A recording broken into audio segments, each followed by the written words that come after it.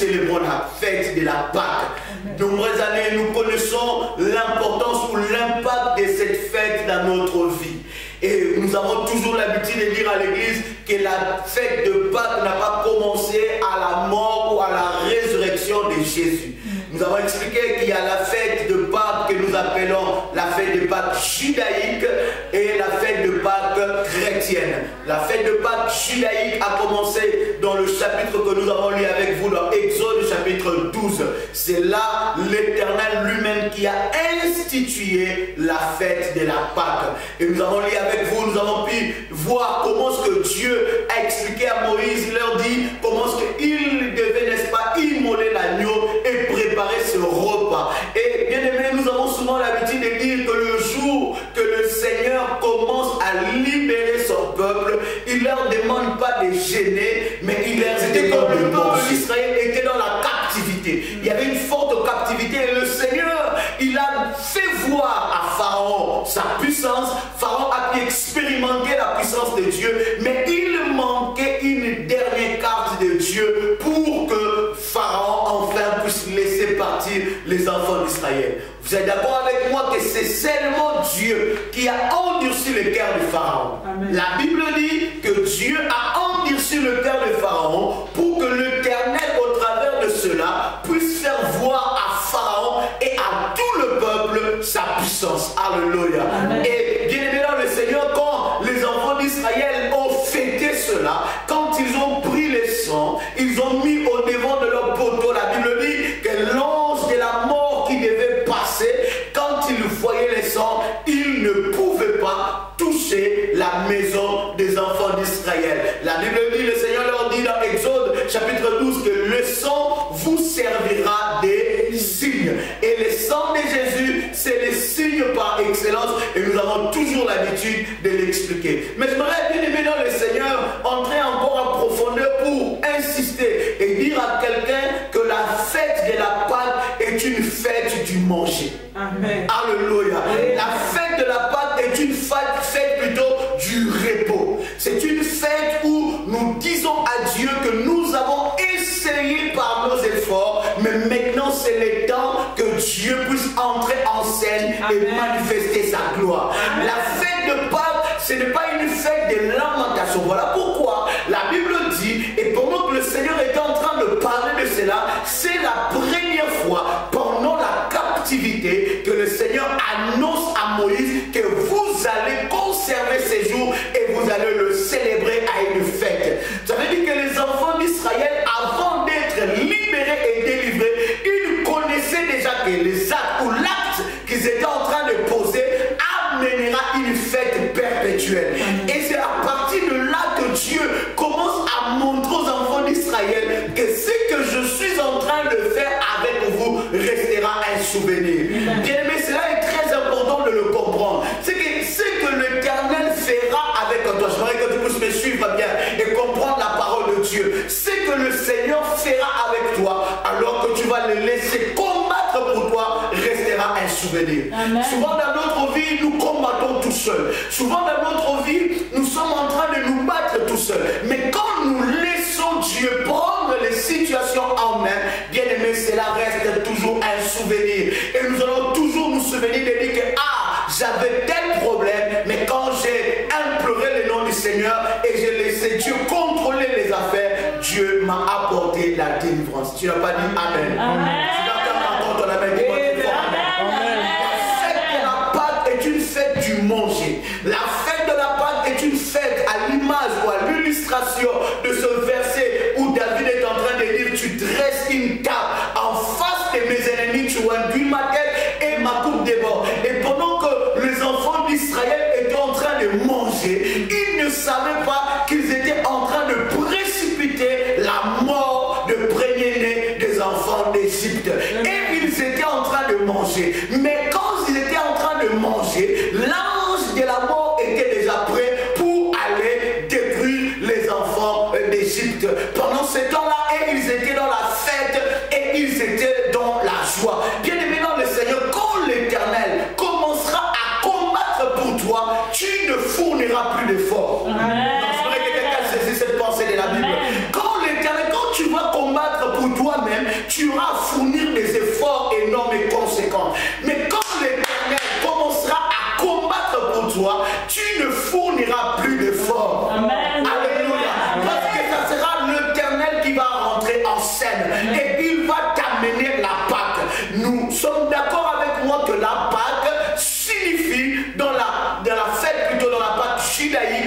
signifie la délivrance. Amen. Gardez avec moi ces mots, la délivrance. Dis avec moi la délivrance. Dis encore avec foi, dis très fort la délivrance. Je vais entendre quelqu'un le dire avec foi, dis encore très fort la délivrance. La Pâque symbolisait la délivrance des enfants d'Israël. Ils étaient dans l'oppression, ils étaient opprimés, mais l'Éternel a amené la délivrance au travers du repas. Voilà pourquoi j'ai toujours dit, bien aimé dans le Seigneur, il y a un moment où Dieu va te demander de gêner. Gêner, c'est très bien. Mais il y a aussi un moment où l'Éternel va te demander de manger. C'est lui qui est sensible à la voix de Dieu. Il comprend que Dieu n'agit pas seulement pendant le temps de gêne, mais Dieu agit aussi pendant le temps que tu es en train de manger. De manger, ça veut dire que tu savoures la nourriture ou le mets ou le plat que tu aimes. Et pendant ce temps que tu es en train de savourer cela, tu oublies les soucis, tu oublies tes problèmes et l'Éternel, il prend le temps de rentrer en scène et de combattre pour toi. Amen. Il y a un temps pour chaque chose. Et je vais annoncer cela ce matin, que dans ta vie, Dieu va permettre que tu aies un moment où tu vas t'asseoir et tu vas manger. Amen. Alléluia. Où l'Éternel va prendre le temps de dresser une table en face de tes ennemis. Mais parlons maintenant de la Pâque chrétienne. La Pâque qui nous pousse à célébrer le Seigneur, qui nous pousse à rentrer dans un état de fête, à rentrer dans une atmosphère, dans un état d'esprit de fête. C'est la Pâque où notre Seigneur Jésus-Christ a été mort et ressuscité. Et vous êtes d'accord avec moi quand nous avons lu ensemble avec vous dans Matthieu, le chapitre 27, nous avons commencé à lire le verset 15. La Bible est en train de dire, or, pendant la fête de la Pâque, Pilate avait l'habitude de libérer un prisonnier. Donc nous comprenons que la fête de la Pâque n'a pas commencé avec Jésus. Jésus était mort et il est ressuscité pendant cette période de la Pâque. En d'autres termes, la Pâque a pris de l'importance ou a pris du vrai sens par rapport à la mort et à la résurrection du Seigneur. Amen. Et la Pâque judaïque était seulement une image qui nous montrait la véritable Pâque qui était Jésus-Christ. Quelqu'un sur la parole de Dieu. Est-ce que quelqu'un écoute le son de moi? Et vous allez voir que le Seigneur, quand il commence à parler à Moïse, il leur dit que ce mois sera pour vous le premier de mois. Ce mois est appelé dans le Torah le mois de Nissan. C'était le 15 du Nissan. C'était le mois où nous prenons, par exemple, où nous mettons à notre époque l'équivalence du commencement du printemps. Et c'était ça, le premier mois pour les enfants d'Israël. Imaginez-vous que ce peuple était pendant longtemps dans la captivité et ils étaient même sous l'oppression du calendrier égyptien. Ils voyaient tout par rapport aux Égyptiens. Mais l'Éternel, quand il commence à guérir ou à libérer ce peuple, il commence à leur dire que ce mois-ci sera pour vous le premier des mois. C'est pour dire quoi, bien aimé dans le Seigneur? C'est pour dire que quand l'Éternel commencera à combattre et à intervenir en ta faveur, tu oublieras les années que tu as souffert. Quand l'Éternel commencera à t'élever, tu oublieras les années que tu as cramé, les années que tu as traîné, les années que tu étais dans la honte, dans l'humiliation. Cela sera qu'un vieux souvenir. Amen. La Bible dit, tu oublieras la honte de ta jeunesse. Voilà pourquoi l'Éternel commence à leur dire, il leur dit que ce mois sera pour vous le premier des mois. Le premier, ce que Dieu commence à faire, c'est toujours qui devient pour nous le premier des souvenirs. Oh, je vais dire à quelqu'un ce matin que la souffrance ou le moment que tu es en train de vivre dans la calamité deviendra un vieux souvenir. Amen. Ça deviendra un vieux souvenir, bien aimé dans le Seigneur, parce que Dieu va intervenir en ta faveur. Mais il y avait quelque chose de très important. Nous avons dit que la Pâque juive signifiait, n'est-ce pas, la délivrance. Alléluia. Quelqu'un sur la parole de Dieu. La Pâque juive signifiait la délivrance. La délivrance du peuple d'Israël en Égypte. Mais la Pâque a réellement pris son sens quand le Seigneur Jésus-Christ est mort à la croix et ressuscité. Mais bien aimé dans le Seigneur, la Pâque n'a pas seulement une seule signification, mais la Pâque a des significations. La Pâque signifie la délivrance et la Pâque signifie aussi la résurrection. C'est au travers de la résurrection de Jésus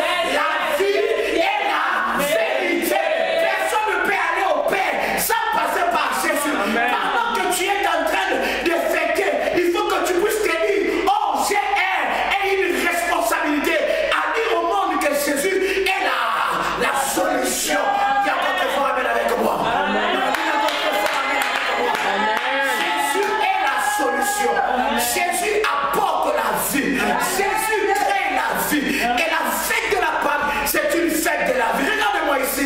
La fête de la Pâque est une fête de la vie. Alléluia. Amen. Alléluia. Amen. Amen. Bien-aimés dans le Seigneur, il y a eu quelque chose de fort pendant la mort et la résurrection de Jésus. Cette scène, bien-aimés, j'aimerais que nous puissions réfléchir ensemble avec moi. La Bible dit que Pilate avait la coutume de présenter ou de libérer un prisonnier pendant la période de la Pâque. Même pour Pilate, et vous savez que bien aimé à cette époque-là, les Juifs étaient sous la domination romaine. C'était le Romain qui dominait sur les Juifs. Et vous allez voir que dans l'histoire de la Bible, qu'ils vivaient sous le régime romain. Et Ponce Pilate, c'était un Romain. C'était une autorité romaine. Et cette autorité romaine, il réglait les affaires des Juifs. Alléluia. Il réglait les affaires des Juifs. Et bien aimé, pendant cette période-là, la Bible dit que Ponce Pilate a présenté deux personnes. Il a présenté Jésus et il a présenté Barabbas. Dis avec moi Barabbas. Barabbas. Dis avec moi, dis encore très fort Barabbas. Barabbas. Je le dis très bien, dis encore Barabbas. Barabbas. Il a présenté Jésus et il a présenté Barabbas.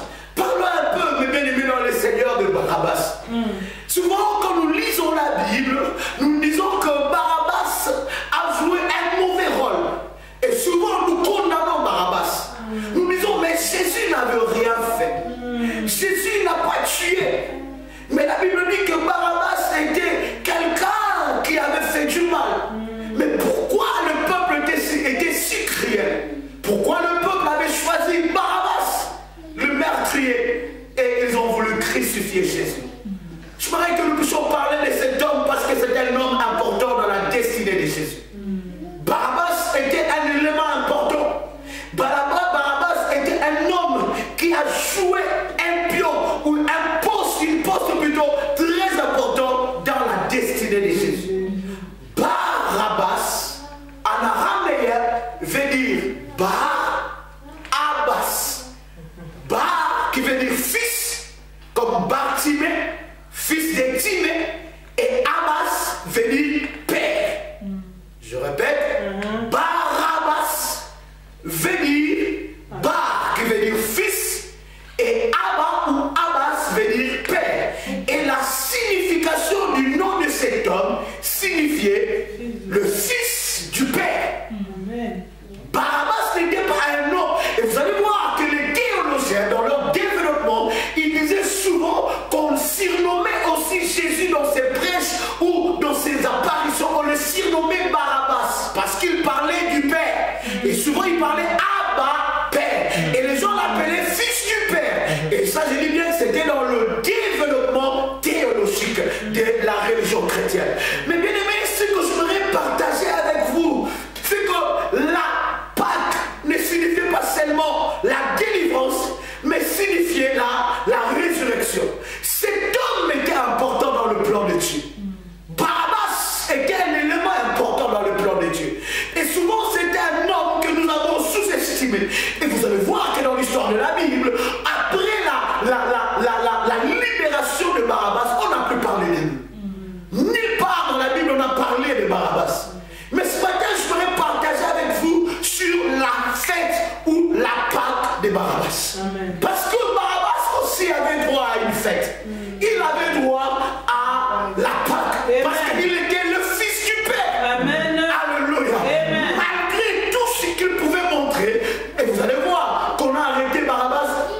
Souvent les théologiens disent qu'on a arrêté Barabbas, c'était pendant une séduction. Une séduction, en fait, c'était un soulèvement contre l'autorité. Et pendant ce soulèvement, il y a eu le meurtre et Barabbas avec ses complices, ils ont commis des meurtres pendant ces soulèvements. Alors Barabbas était celui qui s'est soulevé contre l'autorité romaine aussi.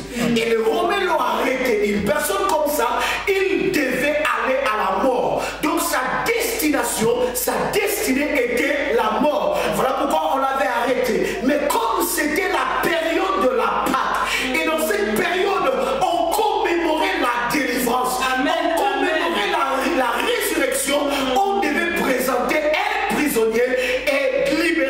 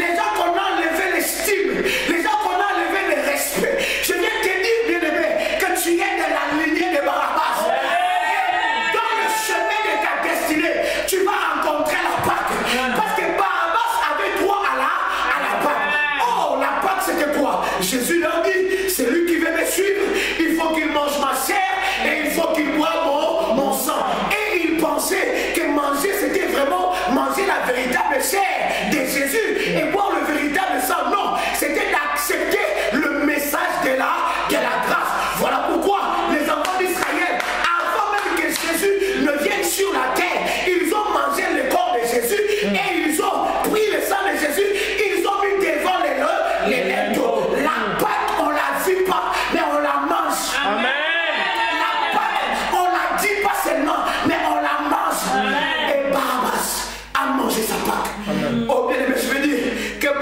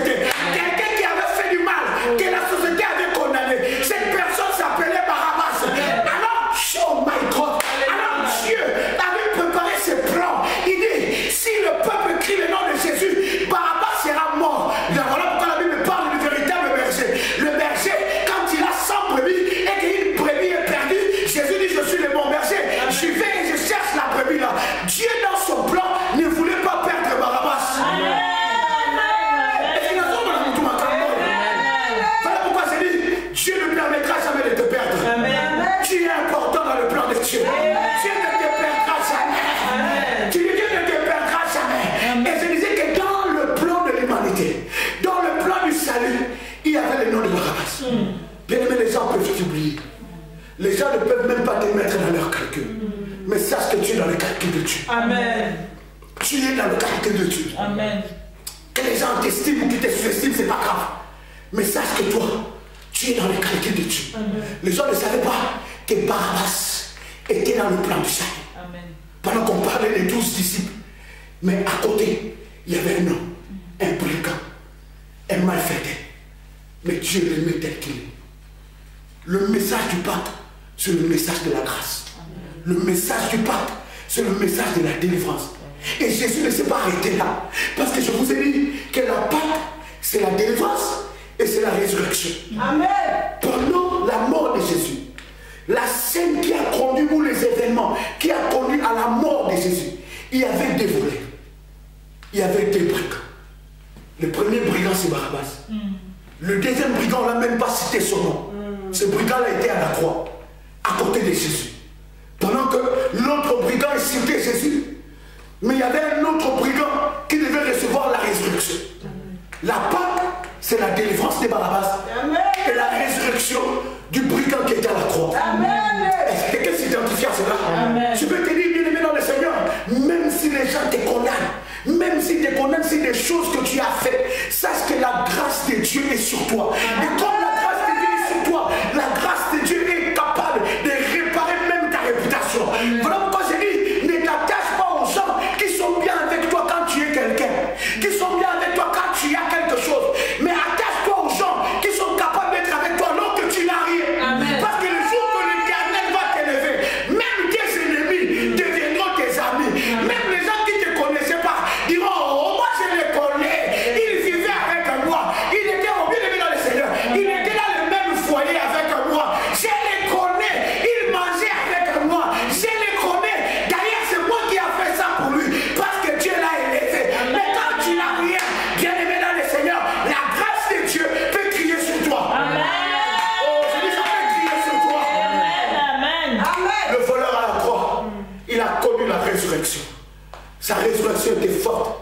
Il a dit à Jésus, il dit, toi tu n'as rien fait. Et il dit, Jésus dit, j'irai avec moi la Pâque.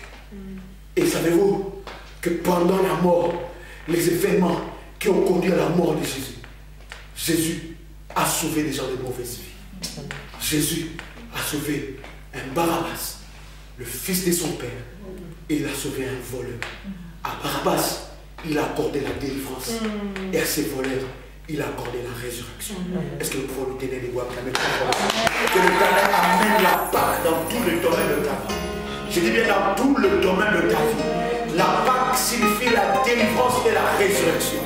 Que l'Éternel délivre ta famille, ton mari, ta femme, tes enfants, dans le nom puissant de Jésus. Et que le Seigneur se manifeste dans ta vie. Tu peux dire avec moi, merci Seigneur Jésus-Christ. Gloire et louange à toi Seigneur Jésus.